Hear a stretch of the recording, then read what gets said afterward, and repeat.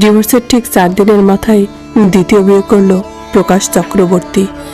Divorce করতে অবশ্য তেমন বেগ পেতে হয়নি তার, কারণ রুমা কেস খামারি করেনি, খোরপোশও চায়নি।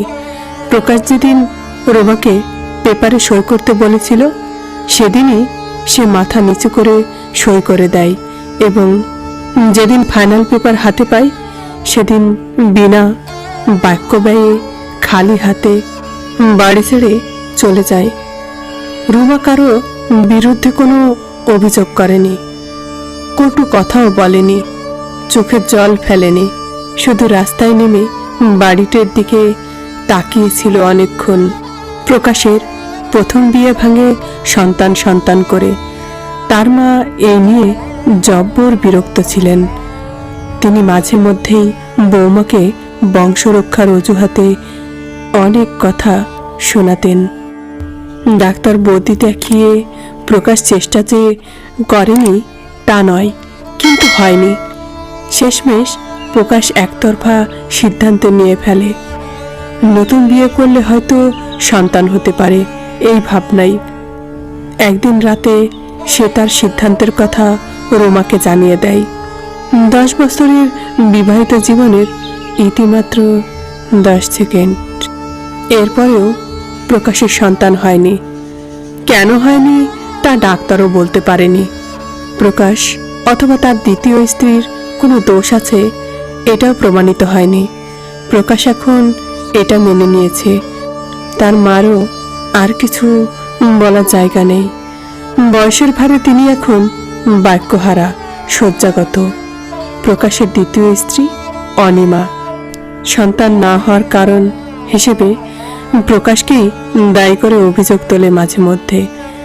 প্রকাশের দ্বিতীয় বিয়ের শখ তার জীবনটা তছনছ করেছে বলে খোঁটা দেয় অনিমা। প্রকাশ এখন বুঝতে পারে সন্তান সবার হয় না, এবং এতে অসুখী হওয়ারও কোনো কারণ নেই। সে এটাও বুঝতে পেরেছে ভালোবাসা চলে গেলে সুখ মরে। সে রুমাকে তাড়িয়ে ভালোবাসাকে হত্যা করেছে, সুখ তালাবন্দি করেছে।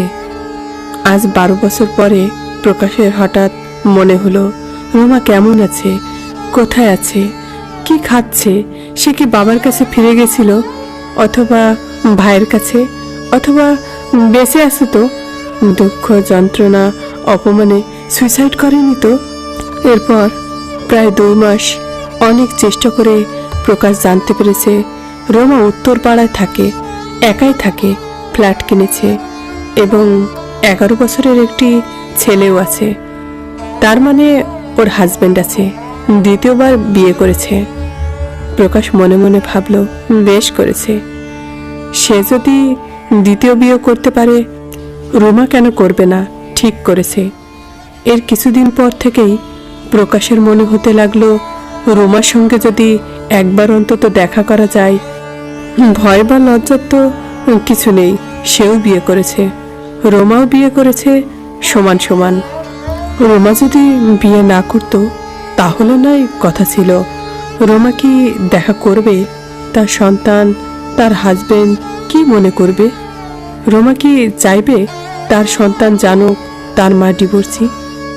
10 বছর অন্যজনের সঙ্গে ছিল, অথবা তার বর্তমান স্বামী পর্যন্ত হয়তো জানে না। রুমা আগে একজনকে ভালোবেসে বাবা মায়ের অমতে বিয়ে করেছিল, এমনকি দুর্দান্ত প্রতাপ পুলিশ অফিসারের ভাইয়ের নামে কেস পর্যন্ত। প্রকাশ প্রায় 2 মাস খুঁজে খুঁজে বের করেছে রুমার উত্তর পাড়ার ফ্ল্যাট। পরপর 2 রবিবার না পেয়ে আজ 3য় রবিবার আবার এসেছে। কি এক অমোঘ টানে। দরজা খুলল একটি 10-11 বছরের ফুটফুটে ছেলে। অচানে এক ভদ্রলোককে দেখে সে প্রথমে হাত জোড় করে নমস্কার করল, তারপর বলল, আপনি কি কাউকে খুঁজছেন? এটা কি রমা নিয়োগী? নিয়োগী নয়, চক্রবর্তী। রমা চক্রবর্তীর ফ্ল্যাট। রমা তোমার কি হয়? মা। আচ্ছা, এটা তাহলে রমার ছেলে, ভারী সুন্দর হয়েছে তো। সে আবার জিজ্ঞেস করলো, রমা চক্রবর্তী তোমার মা? হ্যাঁ। ফ্ল্যাটে আছেন? না। কোথায় গেছেন? স্কুলে। তোমার মা স্কুলে চাকরি করেন? হ্যাঁ। আজকে একটা পরীক্ষা আছে। আপনি কি মায়ের বন্ধু? তা বলতে পারো। তাহলে ভেতরে এসে বসুন, মা 5 মিনিটের মধ্যেই এসে যাবেন। বলেই ছেলেটি দরজা ছেড়ে দাঁড়ালো। প্রকাশ ভেতরে ঢুকে ড্রয়িং রুমে এসে অবাক হয়ে গেল। তার কলেজ লাইফের একটি দুষ্প্রাপ্য ছবি সোফার ঠিক উল্টো দিকে টাঙানো। এ ছবি এখানে এলো কি করে? আশ্চর্য। প্রকাশ ছবিটি দেখিয়ে ছেলেটিকে জিজ্ঞেস করলো, একে চেনো? কে ইনি? ছেলেটি হেসে উত্তর দিল, yes, he is god, he is my god. আমি প্রতিদিন সকালে ছবিটির সামনে বসে প্রার্থনা করি। এ সময় কলিং বেলের আওয়াজ হতেই ছেলেটি দৌড়ে চলে গেল দরজার কাছে। গিয়ে তড়বড়িয়ে বলল, মা, তোমার বন্ধু এসেছেন তোমার সঙ্গে দেখা করতে। রুমা ডাইনিংয়ে এসে প্রকাশের পায়ে হাত দিয়ে নমস্কার করে ব্যাগ রেখে পাশে বসলো। বলল, কেমন আছো? রুমা যেন জানতো প্রকাশ আজ আসবে। রুমার স্বভাব একদমই পাল্টায়নি। আগেও যখনই সুযোগ পেত তখনই পায়ে হাত দিয়ে প্রণাম করত প্রকাশকে। প্রকাশ খুব বিড়ম্বনায় পড়ল। প্রকাশ ভেবেছিল রুমা তার সঙ্গে অত্যন্ত খারাপ ব্যবহার করবে। এই আচরণ সে কল্পনাও করেনি। প্রকাশ অস্বস্তি এড়ানোর জন্য হেসে বলল, তোমার হাজবেন্ড কোথায়? আজ তো রোববার, বাড়ি নেই কেন? রুমা হেসে বলল, হাজবেন্ডের সঙ্গেই তো কথা বলছি, বাড়িতে বসেই তো বলছি, মুখোমুখি কথা বলছি। এ সময় ছেলেটি 2 গ্লাস জল এনে টি টেবিলে রেখে পাশেই দাঁড়ানো। রমা ছেলেকে উদ্দেশ্য করে বলল, সাম্য, তোমার ছবির গড ইনি, তোমার বাবা। আমি তোমাকে বলেছিলাম না একদিন ঠিক আসবে না? বাবাকে প্রণাম করো। সাম্য বাবাকে প্রণাম করলো। এরপর প্রকাশকে উদ্দেশ্য করে বলল, এই তোমার ছেলে, তোমার অনুমতি ছাড়া ওর নাম রেখেছি সাম্য। ছেলের মাথায় হাত রেখে একটু আশীর্বাদ করে যাও। প্রকাশ বিষয়টি জোকস হিসাবে নিলেও রমাকে বলল, অপমান করার অধিকার তোমার আছে, কিন্তু ছেলের সামনে মিথ্যে বলছো কেন? এটা ঠিক নয়। রমা এ সময় ছেলেকে বলল, তুমি একটু ও ঘরে যাও তো বাবা। সাম্য চলে গেল।